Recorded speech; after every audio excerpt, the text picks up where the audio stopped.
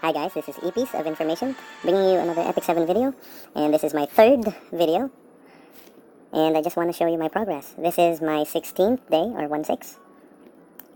Show that, there, going on 17th, and I already have 2 6 stars, there. So originally my farmer was Cecilia, but I had to 6-star Luna, because my Cecilia, I felt that she's not doing enough damage.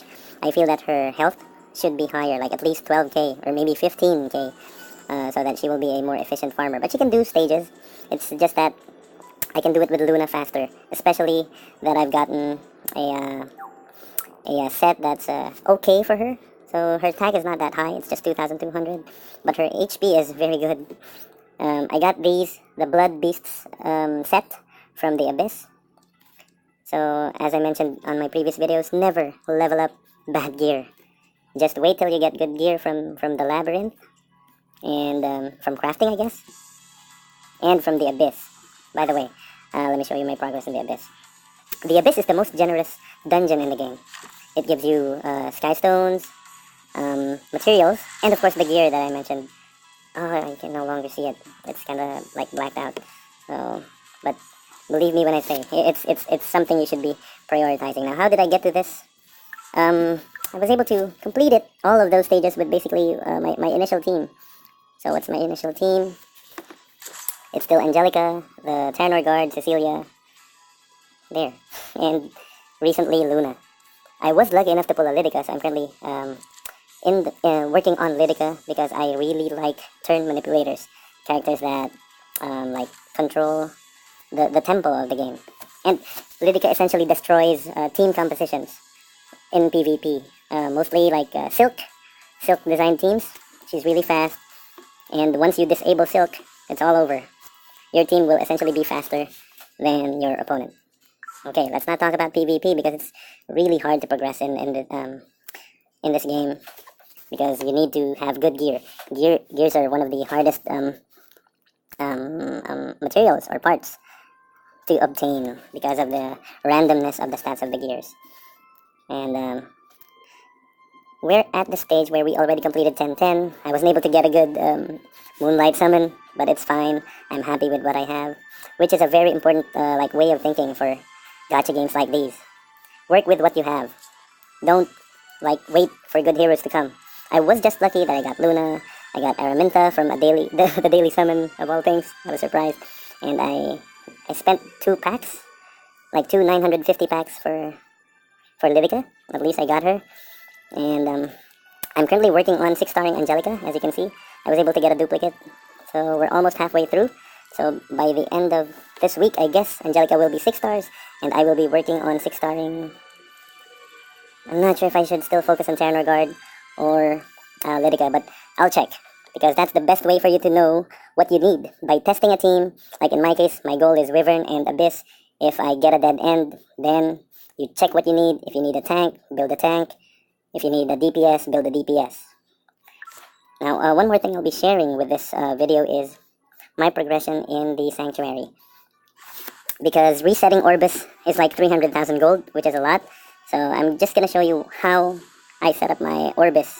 So for this, I'm good with this, just 131 for the heart of Orbis, and it's fine. I usually, well, I haven't had the need to, like, I haven't had a day that I ran out of gold, but I do control gold spending, because leveling up gear is really expensive. So for the Forest of Souls, for me, again, just it's 030. It's fine. I haven't had a time that I ran out of Molagoras, Phantasmas, and Penguins, so it's fine. And the reason I'm not, though I do want to spend more in the Forest of Souls, I can't, because for me, you have to save Orbises for the Steel Workshop. There, I have already completed my Steel Workshop, even though I don't really use this as much, but I know I will be using this in the future a lot, and I don't want to burn gold, to burn resources by gambling on gears. So the best setup for the Steel Workshop. For High Command, prioritize hunt missions and war missions. Why? Because gold, you get gold from the Heart of Orbis, you get gold from the stories, you get gold from the side stories, and Stigma, you get Stigma from the adventure mode, which is fine. It should be enough for your fodder needs. So I just have to stress how important the ancient coins and the conquest points are, because at the shop, let's go to the shop. I have lots of good wares. Take your time. Your ancient coins are your key to leveling up your necklaces and rings, and maybe gambling some accessories if you still need some. Conquest points, I spend some for energy, and again charms, because when you're leveling gear up to like level 9, I would say, it's still okay to use gear to level up your gear. But upon reaching higher levels, it's going to be so much expensive with little gain. So you will need your the greater charms for this. So I would suggest saving charms for gears, a gear level starting at 9 and above, or maybe 12 and above, so you don't burn your gold. Now, leveling up fodder or making 6 stars, I'm just going to share you how I do it. So in my previous video, I mentioned that I do play side stories a lot. Even though it's not efficient, in this case it's more expensive energy-wise, but I can't stress the convenience of leveling food in an easy stage and saving up like roses, letters to get catalysts, runes, and other stuff. Now, why did I save up roses to buy runes?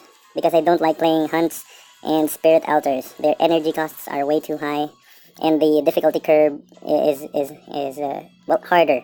If you want to play like high spirit altars, you have to use more strong characters.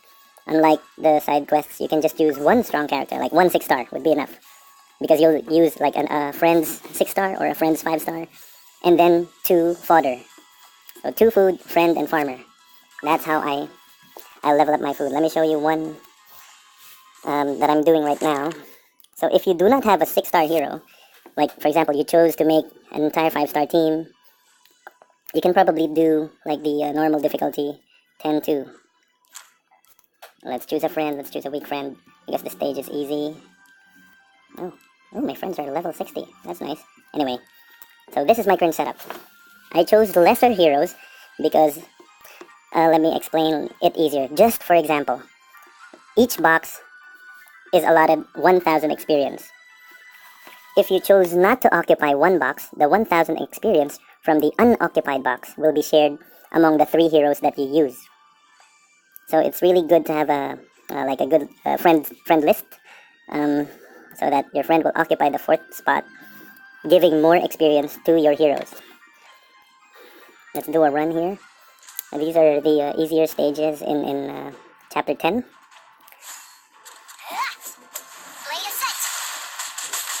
So if you're finished with the side stories, you go to adventure mode because it's more energy efficient. I'm just showing you this 10-2 farming for those players who do not have a 6-star, or their 6-star heroes could not farm at higher difficulty. There, you get gear, which is used to level up your gear, or you can sell them for gold. And the good thing also about the story or adventure mode is you get stigmas to summon penguins and phantasmas, and more importantly, get catalysts. Those are like the hardest stuff to farm in the game.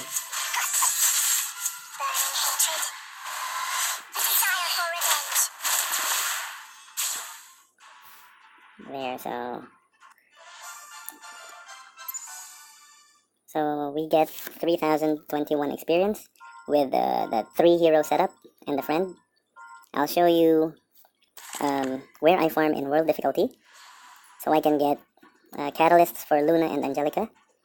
And I'm currently farming 2-9. 2-9, where is that? There, the one with Hazel.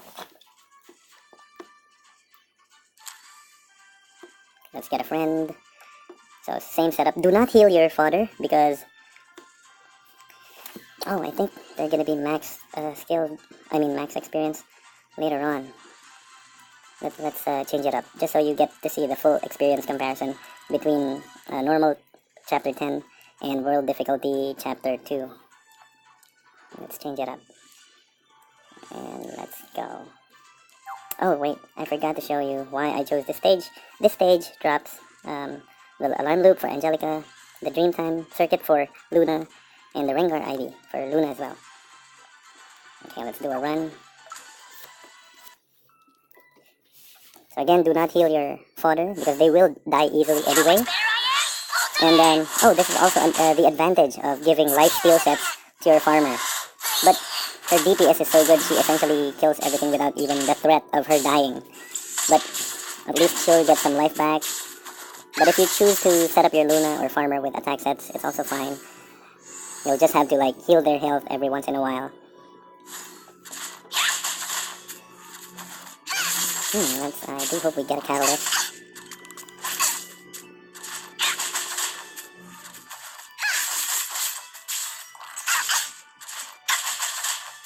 On my honor as a dragon, I will punish you.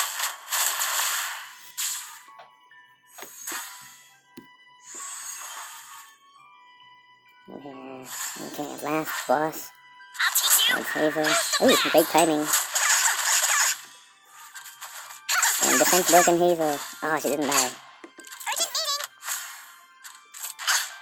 Okay, let's get this over with. Let's go.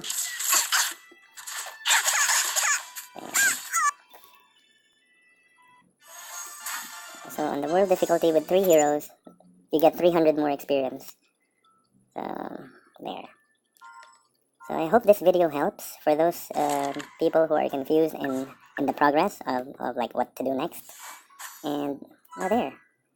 This is how important this patch is. You consistently get conquest points and ancient coins. And also, one more thing. Upon reaching level 50, there is a chance that you may see Covenant bookmarks for summoning here. I was able to purchase one earlier, but I don't want to waste my, well, not really waste, but spend my Sky Stones re-rolling as of yet because I need my Sky Stones for energy. Bad. This gear is bad because there's flat health there. Oh, flat attack substat, so also bad. Anyway, Come back soon. again, I hope this video helps, and looking forward to making another one, maybe after 7 or 8 days as a follow-up to this. Thank you for watching. Have a good day.